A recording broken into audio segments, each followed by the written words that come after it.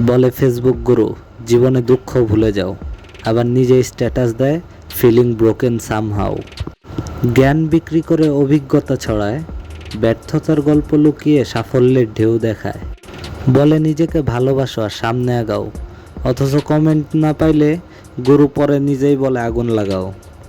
কথা বড় বড় বাট কাজে নাই এক ফোঁটা, এদেরকে আজকে কড়া করে ভাজবো, সাথে লাগায় লবণ আর বেকিং সোডা।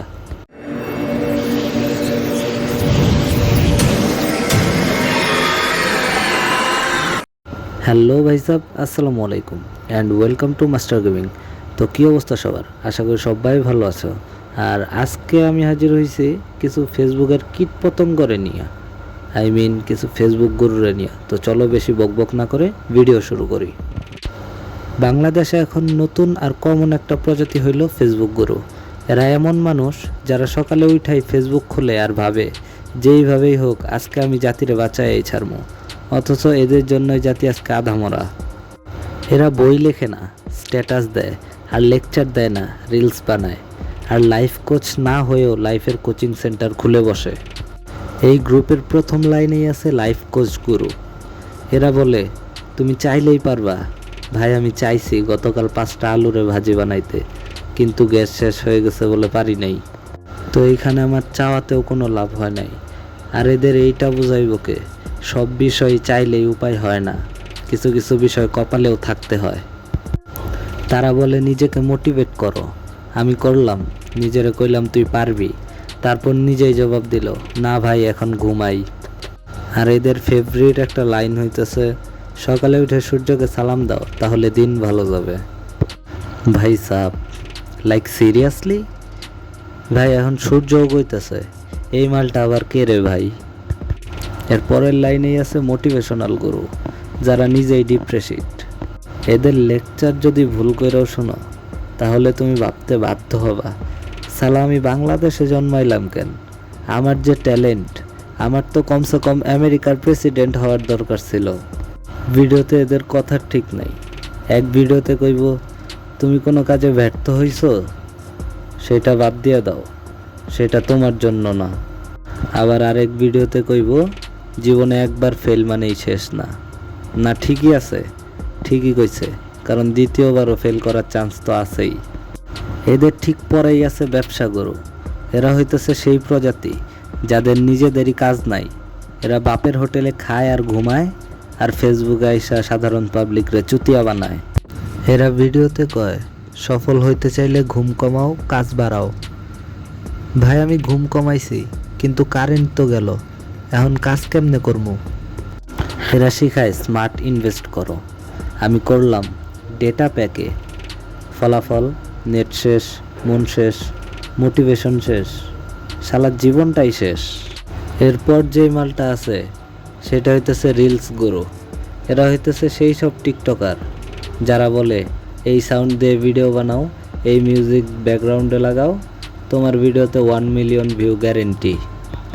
বিশ্বাস করেন ভাই সাহ, জাস্ট 2টা ভিডিও স্ক্রল করছি, শালা সেম মিউজিক দিয়ে বানানো ভিডিওতে ভিউ আইছে মাত্র 4টা, তার মধ্যে 3টাই মনে হয় ভিডিওর মালিকের। আর একটা প্রজাতি আছে, মানে এদের মতো চুতিয়া আমি জীবনে খুব কমই দেখছি। এদের রুলস হইতেছে ক্যামেরায় তাকাও, বোকা চন্দ্রবিন্দুর মতো হাসো, ব্যাস 3 সেকেন্ডে ভিডিও ভাইরাল।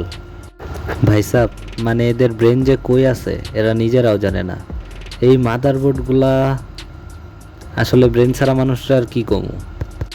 যাই হোক, এই পাগলামি ছাগলামির যুগে ভাবলাম আমিও একটু ট্রাই করে দেখি। এক বন্ধুরে ডাক দিয়া ক্যামেরার দিকে তাকায় একটু হাসতে কইলাম। বিশ্বাস করেন মালেক ভাই, শালা এমন হাসি দিছে যে ওর হাসি দেখা ক্যামেরাই হ্যাং হয়ে গেছে। এর পরের লাইন আছে হইল কোচার গুরু, যাদের কোচিং চলে নেটবিহীন ছাত্রদের উপর। মানে তুমি যদি এই গুরুদের লাইভে একবার ঢুইকা যাও তাইলে তোমার জীবন শেষ। তুমি ভাবতে বাধ্য হইবা শালা আমি এদের কোর্স ছাড়া জন্মই নিলাম কেন?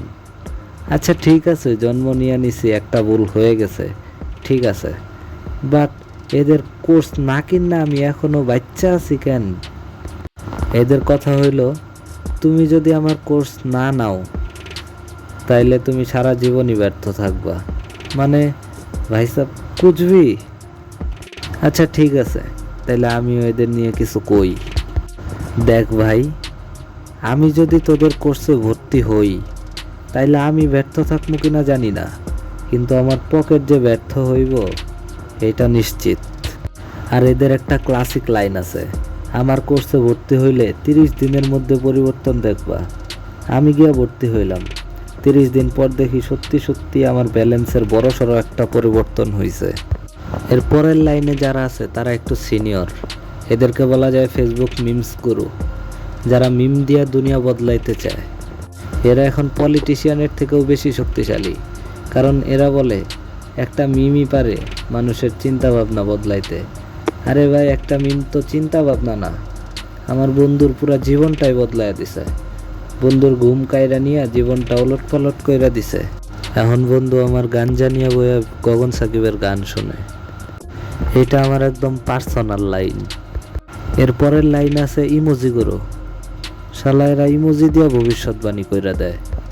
যেমন রাতের বেলা এক হালি ভূত দেখার পর 2 নাম্বার ইমোজি তোমার রিয়াকশন। মানে ভাই সিরিয়াসলি না, মানে ভাবো একবার, তুমি রাত্রিবেলা একটা রাস্তা দিয়ে একা হাঁটতেছো, হঠাৎ করে তোমার সামনে একটা ভূত আইসা পড়লো, তখন তুমি কি রিয়াকশন দেওয়ার জন্য দাঁড়ায় থাকবা? তোমার সামনে ভূত দাঁড়ায় রইছে আর তুমি ফোন বের করে দেখবা 2 নাম্বারে তোমার কি ইমোজি আছে, তারপর ওই রকম রিয়াকশন তুমি ভূতের সামনে দিবা, আর এতক্ষণ ভূত দাঁড়ায় থাকবো তোমার ইমোজির রিয়াকশন দেখার জন্য।